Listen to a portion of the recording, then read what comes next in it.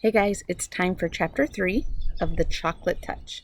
So, John found the weird coin and then he mysteriously took a different way to his friend Susan's house and ended up at a mysterious chocolate shop. And he bought a giant box of chocolate and he took it home, hid it under his bed, and then at night he opened it up and it was full of wrappings and there was one piece of candy in the middle, a plain chocolate piece of candy, and it was the best chocolate he'd ever had in his life. So, chapter 3, page 35. The birds were chirping in the tree outside John's window, and the sky beyond was deep blue. The bedroom door opened a few inches. "Hey, Sleepy," Mrs. Midas called. "Everyone else is up." John put on his bathrobe and slippers and ambled to the bathroom.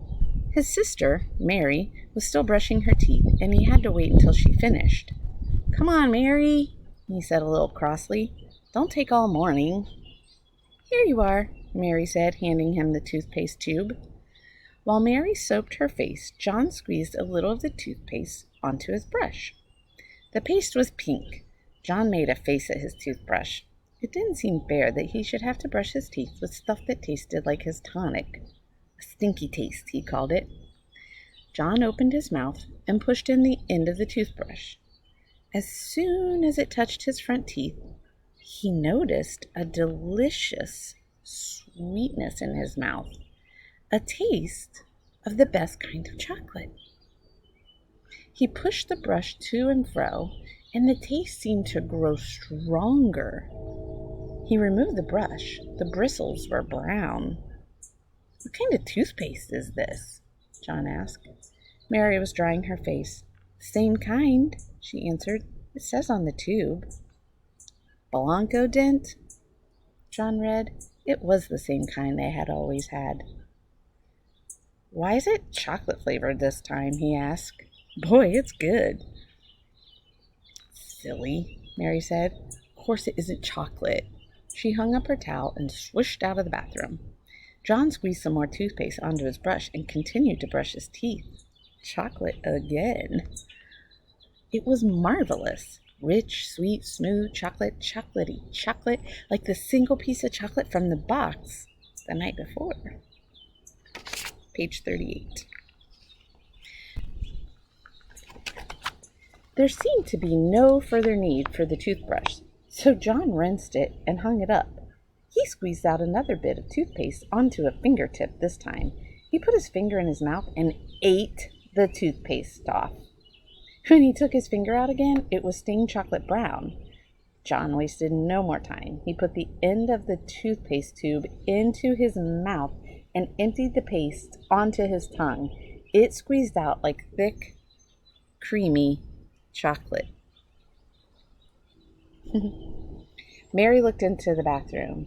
"Hey, what are you doing?" she demanded. "Yummy," was all John said.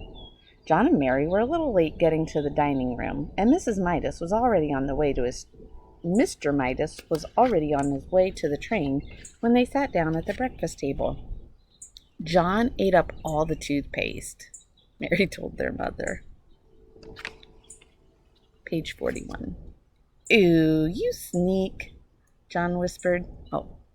Oh, you sneak," John whispered. "Well, you did," Mary reminded him. "And that's a waste. Isn't it a waste, Mother, to eat up all the toothpaste in one day?" Mrs. Midas was serving their orange juice. "Mary, really," she said. "I'm sure John was only joking. He must have been pretending to eat the toothpaste." "No, he wasn't," Mary insisted. "I was watching, and I saw him squeeze it right into his mouth. He said it was chocolate." "Oh, dear," protested Mrs. Midas. "Chocolate again? Now I know it was just a joke. He just wished it were chocolate, Mary. Come now, drink up your orange juice, both of you. Your bacon and eggs will be ready in a minute." As Mrs. Midas left the room, John took up his glass of orange juice and put it to his lips. What do you think it's going to taste like? As soon as he tilted it and the liquid began to flow into his mouth, a happy look came into his eyes. "Boy, that's good," he said at last, lowering his empty glass. "Chocolate juice." Mary looked at John. Then she looked at her glass of orange juice. It was a bright orange color. She tasted it. It tasted like orange to her. "It is not chocolate juice," she said. "It's orange juice. Orange juice is good for you." "Yes, John," Mrs. Midas said, hearing the last few words as she carried in the tray of bacon and eggs. "You must drink your—" She caught sight of John's empty glass. "John," she said, "you good boy.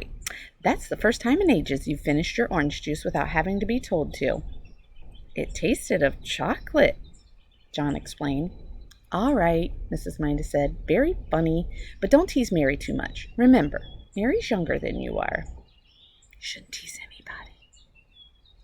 John silently picked up his fork and sliced the yolk of his fried egg. The yellow broke over the white, and he shivered as he watched it, as he always did. "I can't eat this," he told his mother. "Of course you can," Mrs. Midas said. "You drank your orange juice. Now try to eat your bacon and egg." John scraped up a small piece of egg and put it into his mouth. It immediately became chocolate. Sorry, there's an animal behind me. It immediately became chocolate. Chocolate white and chocolate yolk. Both lovely, lovely chocolate. John mumbled. "Chocolate egg?" In almost no time, he'd finished every scrap of egg on his plate, and then he tried the bacon. The bacon turned to chocolate, too. John had never before enjoyed his breakfast so much. After the orange juice that had turned to chocolate juice in his mouth, and the fried bacon and egg that had turned to fried chocolate, he ate 2 slices of chocolate toast with chocolate butter and chocolate marmalade, washed down with a glass of chocolate milk. "Well, I am very pleased with you this morning," Mrs. Midas said, as she helped John on with his coat. "If you promise to eat your lunch at school as well as you ate your breakfast, I'll give you a dime to buy some chocolates with." "Oh, that's all right," John said. "I don't think I'll need it." Mrs. Midas looked puzzled as she waved goodbye. I think perhaps I might be tired of chocolate after a while. Copyright 1952. I was not a child in 1952. I wasn't born yet. But the other day I mentioned that stores weren't open on Sundays in the past.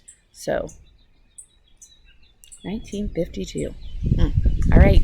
I will be reading chapter 4 soon.